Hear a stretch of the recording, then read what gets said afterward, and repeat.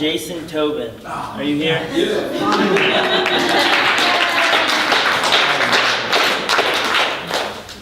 What are you going for?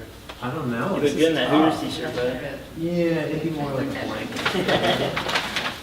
Oh, this guy. Oh yeah. Oh, it's a spaceship. Oh yeah. I sent spaceship. I don't know if you did. Thanks. I don't know science. All right, Taya. You want me to deliver? You want me to deliver? Yes. All right.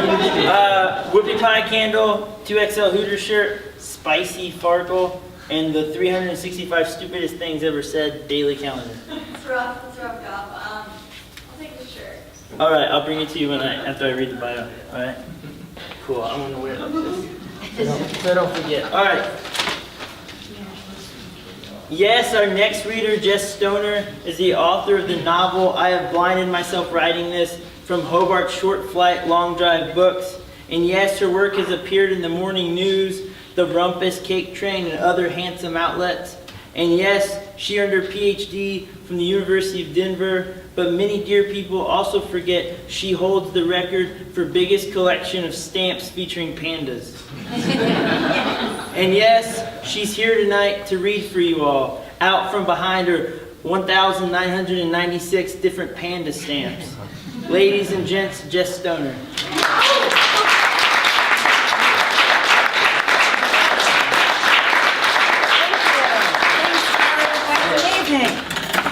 Let's do this. So, we'll do this real quick. Will that work? Yes, Fit? yes, sorry. Make sure that fits. It'll fit. Wide. My computer's really dirty, but you need it, so don't judge. The Apple genius people don't ever judge me, so don't even, okay? They just say they've seen dirtier, so that's always nice to hear. Oh my gosh, okay, here we go. So, thank you, Tyler, and everybody for coming tonight. What I'm gonna read from is a memoir of fictional essays that I've been writing. And the collection is called Because of You, I'm a Photograph. And so they're fictional essays that explore the nature of photography. So previous chapters have been about family portraits and postmortem photos. And this is a chapter I just finished, I think, about mugshots. And the only thing that you might need to know beforehand is that, so there's this idea of the literate projector that's very important to the book. I was super inspired by. It's actually in a tiny moment in Ed Dorn's The Gunslinger, which is an amazing book if you've ever read it. And he makes this tiny mention of this invention where when you feed a photograph in, it's sort of like a scanner, I guess. When you feed a photograph in, it prints out text. So it translates the photograph into text. And I've just been obsessed with it since I read the book a couple of years ago. And so that's the invention that that comes up here. So it's the literate projector is what it's called. So it translates photographs into text. Okay, can you kind of see-ish? Okay. And sorry, I have to read from my phone because when I got home from delivering your mail, my printer didn't work. During show and tell in the 3rd grade, I brought in a picture of Clyde of Bonnie and told everyone it was my grandfather, Richard. As my classmates gathered together on the carpet of quilted alphabet, I told them that before my grandfather died, he chased the harvest with his twin brother, Clyde. I told them what felt true. My grandfather and his brother wore their church clothes on Wednesdays. A girl in sinful makeup was like the last oyster then. Clyde played the saxophone as confession. I told them it was my grandfather who first met Bonnie.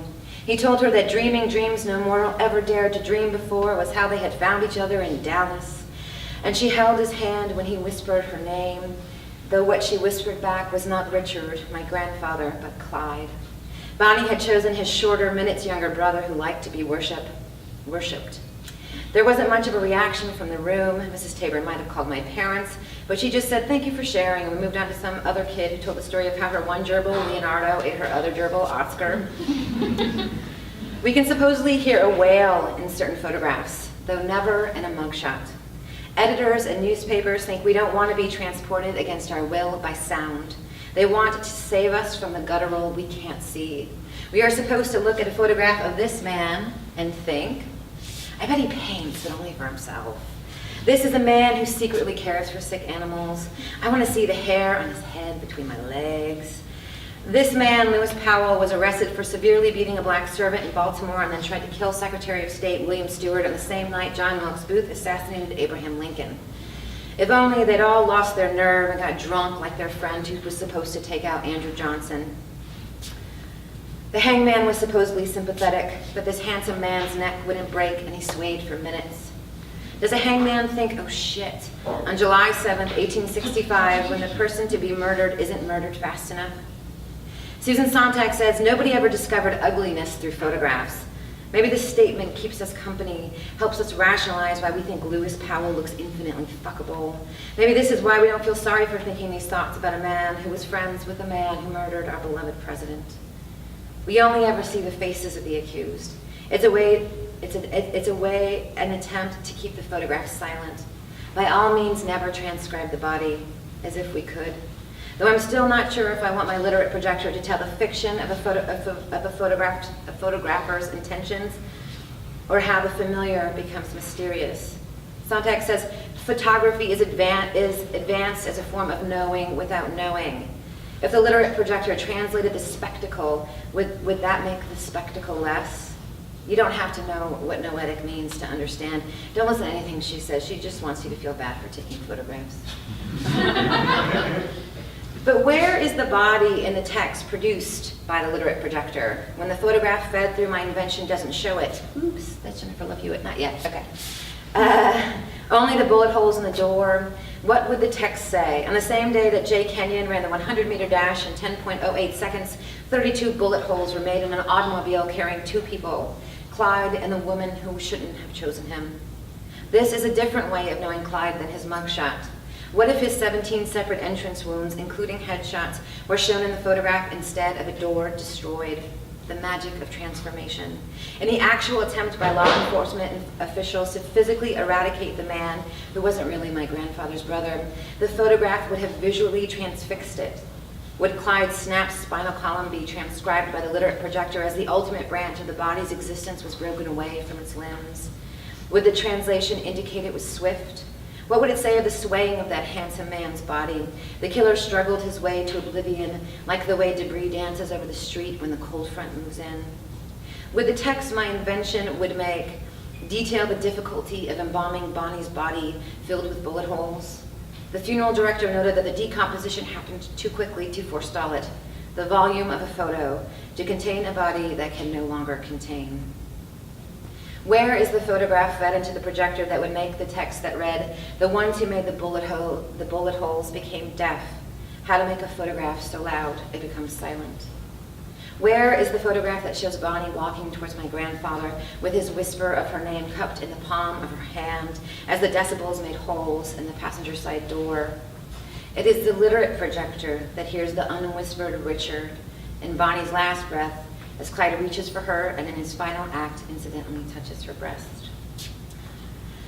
It was murder. Your words, remember murder, says someone to Jennifer Love Hewitt in a movie. Sometimes I wonder what would happen if I accidentally murdered someone I didn't know. Or not murder, but what if they died and the circumstances made it look like it was my fault? This is all because of Lois Duncan's novel, I Know What You Did Last Summer. In the review of the movie based on the book, Entertainment Weekly calls the killer chasing the accidental murderers generically scary and says the story by the end has more holes than the bodies do. One time Louie and I wondered if we would do something violent to someone else if we knew the world would end tomorrow. Even in A Drunken Stupid, we were nervous to admit that the sound a knife makes in skin could be romantic, that we secretly imagined the way it might nudge an organ, or if we would only realize with moments left to live just how impenetrable skin is. I think we all think we would call the police if we did something accidentally terrible, but what if there were no signs of life? If I were to admit that I would have an oh shit moment before I felt devastated, would that be terrible?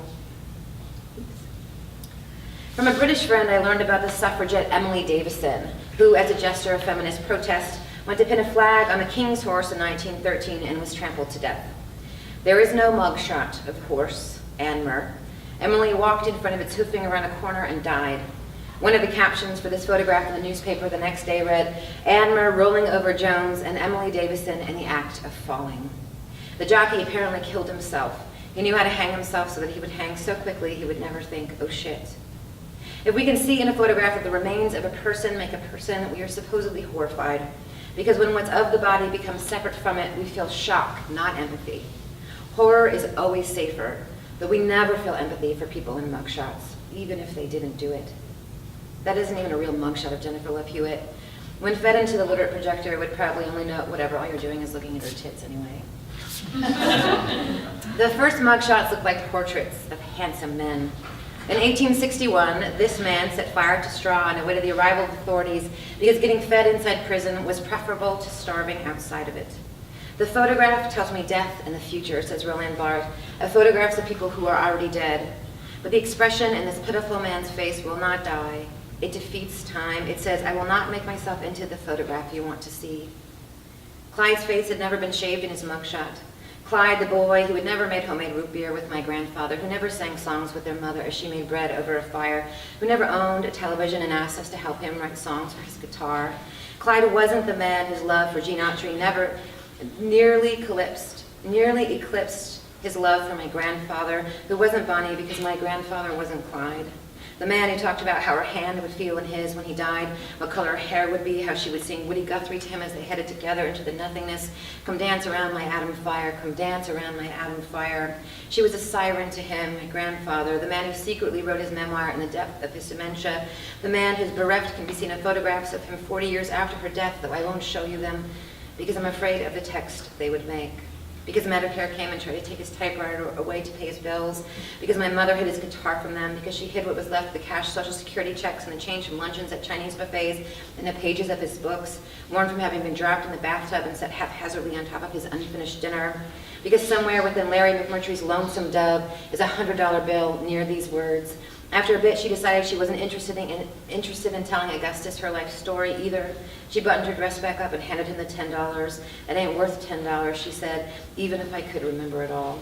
Because in his last years, he had a pocket knife in his pocket to protect himself from the trees he swore were trying to kill him. Because the picture they used for his funeral showed him smiling. Because this was the man who had never held a knife. The U.S. legal system has long worried about the negative effect of mugshots on juries. The front and profile shots alongside each other is so familiar from wanted posters in the post office, motion pictures, and television that the inference that the person involved has a criminal record or has at least been in trouble with the police is natural, perhaps automatic. In many places, juries aren't allowed to even look at them. But each mugshot, according to law, is settled into the public domain for prosperity. Mug means to make exaggerated facial expressions, to make a face that might seem less human. This is how the person in the mugshot becomes an object we can judge without guilt. The image of our face is how we know we are human. It's where we show our humanity, and the mugshot obliterates our ability to recognize a person as a person. In a mugshot, a person is only a person because of his resemblance to a human being, even if you never did it, never held that knife. A mugshot is a wound. If, as Bart wrote, what's important in a photograph consists less in traumatizing than in revealing what was hidden, what have we to say about this mugshot of a woman who served 5 years in prison for stealing 130 oysters? She is defiant. Where, then, is the guilt hidden within her that we're supposed to see? She served 14 days in jail for each oyster she took. Maybe the guilt is hidden within the person who looks at the photograph. I dreamed about this woman and Clyde. He was drooling as she made butter, was arrested when she slowly undid the knot beneath her chin because that's where she kept her secrets. None of her children recognized her in this mugshot, I'm sure of it. Their mouths filled with slick seafood, their bellies quiet for the moment. They didn't know that when she had a headache, she wondered secretly if she was dying, so she stole some shellfish for a Last Supper in the event that she was right.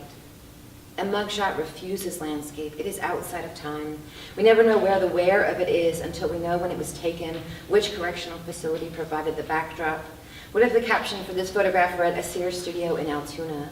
What story would a literate projector tell then? But maybe the viewer of a photograph is where the where is, and this is the wound. If Sontag is right, that to take a picture is to have an interest in things as they are, and the status quo remaining unchanged, then the wound will always be right where it became, in the moment we look at the photograph. Like when I look at the face of my grandfather in a photograph from when he was alive and remember that my mother said he began to die when his decaying brain began keeping him from us.